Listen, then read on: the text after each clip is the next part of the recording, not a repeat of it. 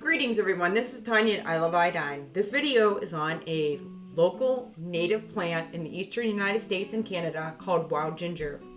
Before we get started, this information is brought to you as an educational guide.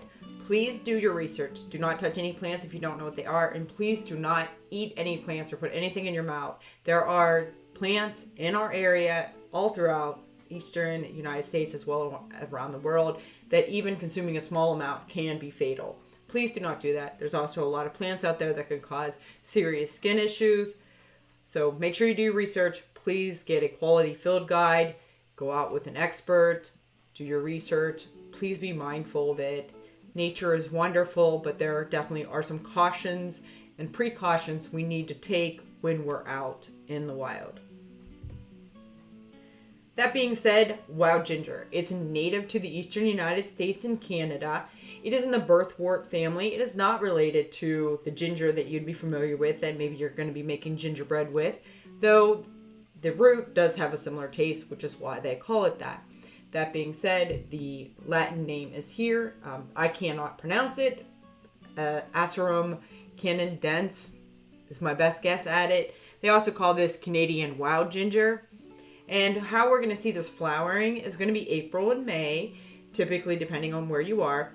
And what's interesting about this plant is that the flower grows at the base. So to be able to see the flower, you really do have to get down low on the ground, gently move the leaves out of the way, and then hopefully you can get a good picture.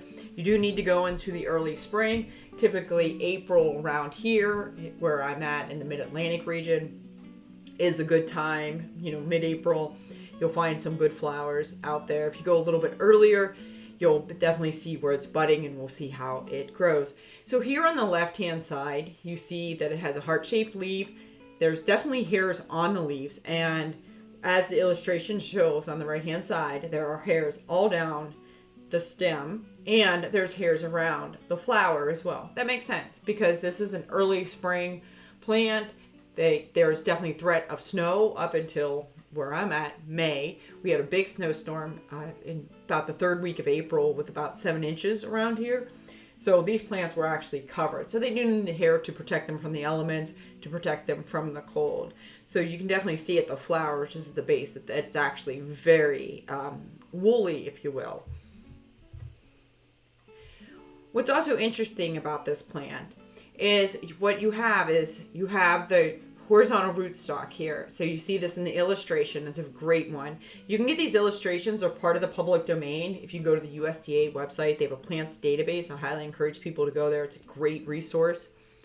And anyway, so what we have here is we have the two leaves, and the flower is going to come out at the base. So what we're going to be doing when we go out into the wild, we're going to be looking low to the ground because this plant only grows 6 inches is about the height. Some say up to 12 inches. But typically around 6 inches is what you're going to see. You have the two heart-shaped leaves. We're looking for hair on those stems, and we're looking for that flower at the base. So see here how small that flower is in comparison to my thumb and forefinger there, or index finger. And then we have it growing next to some cleavers here. That's a world plant that's going to be very common in the woodland. You'll see multiple different varieties of that, whether it be bed straws or the cleavers or maybe a woodruff or something like that. As we see here, we have a budding one on the right hand side. Let me just point this out right here. So this is really interesting. So you get the flower getting ready to bud. Of course, we have all that woolly hair around it. And here is what it looks like in the early spring here, where it's actually the leaves are protecting that flower, which is at the base. Here you have some flowers down here that are coming out. And this is what you'll see from on top. Looking down, you might not even notice that there's a flower down there. So it's a very conspicuous plant. Definitely likes to hide. And so we see this beautiful flower down at the base and the leaves coming up. And these are just some of the flowers growing on the ground. This is just a close-up of the flowers. They're very interesting. I really do like seeing these. I don't eat them and I don't use them for medicinal purposes, but I do like to go out in the springtime and find them. And it's very delightful. I think they're just absolutely just so intriguing. They're very beautiful. It's not often that we see maroon flowers like that in that coloration, like the reddish brown. So that's a nice treat. And just, it's a very unique plant. But people have used this plant and people still continue to use it. It is listed as a wild edible in the Peterson's book, but there's definitely some warnings that we'll get into. So how people would use this is they use it as a substitute for ginger. So you take the root, the horizontal rhizome, the rootstock, however you want to call it, and you dry it and you use it in lieu of ginger. Okay. You can also make a candy out of it. Again, take those rootstocks, you want to boil until tender, and then you want to simmer them in a sugar syrup. Everything tastes better in sugar. You need to break that habit, myself included. Now, why it's used as a substitute is a similar aromatic properties to the true ginger. But it is not ginger, and it is not safe like ginger, and doesn't have the same medicinal properties. So you could use it as a substitute. If I were to use it, I would use it in very small amounts and only as absolutely necessary. I don't find it necessary at this time because there are definitely contraindications. One, it does have some medicinal uses that may or may not be what someone wants. And also, it is one of the plants that has been listed as one that may cure cancer, and I'm using air quotes on that, or cause cancer. All right, that's a little bit of a problem. So it has a concentration of an anti-tumor compound, and this compound could also be carcinogenic, depending on where you look. I stay away from it for that purpose. I don't need it. It's not something I need in a survival situation. There's definitely better options out there, in my opinion. Historically, a tea has been made out of the root, and it's been used for indigestion and flatulence. I'm not sure if that's just something that people put in there because that's what ginger is used for, and they're confounding those or not. But there's records of them using it for sore throats, other throat ailments, coughs. It does have expectorant properties, but there's definitely plants out there like mullein that is not a native, but it is definitely very prevalent around the region that also helps with coughs. That might be a better option. And allegedly it's used for colds, fevers. It promotes sweating, heart conditions. They don't say how though, which is kind of interesting because does it help elevate your heart? Does it put it in rhythm, or does it slow it? That's kind of, we need to be really careful on that because the heart conditions can mean a lot of things. It's also been stated to be used for female ailments and cramps. And even in the Peterson book, they put female ailments in quotes. So I'm not exactly sure what that means. I do have a particular idea about it, considering my mom is from just north of West Virginia, and she grew up in an Appalachian environment, and her grandmother, whom I never met, used a lot of these wild plants, and they grow in their region of where they're from. And there's definitely some rumors, but we'll keep that, between me and me on that because it's a little maybe controversial, and it's not, I don't really know if they were confusing some of the plants in what they were trying to do.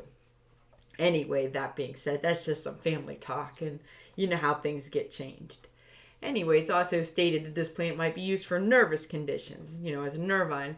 I wouldn't use it for that. There's a lot of plants out there that are safe and known to be safe that do serve that very purpose. That being said, I think this is a beautiful plant. You're going to find it in the woods of the eastern United States that really likes that rich soil, and especially a lot of the rocks around my region, especially where I grew up.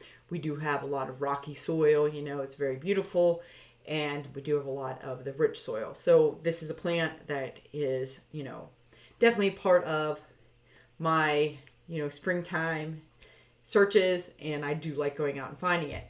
So what we're going to do next is we're going to go to a video I made a few weeks ago in How Pennsylvania of this very plant. So we'll see what it looks like as we're walking down along a trail when we're out in the woods. It's a little bit different than seeing something up close in this because that's not how big it is. And as you're going to see, it pretty much blends in and it really doesn't stand out. But I think that, to me, is what makes it so beautiful.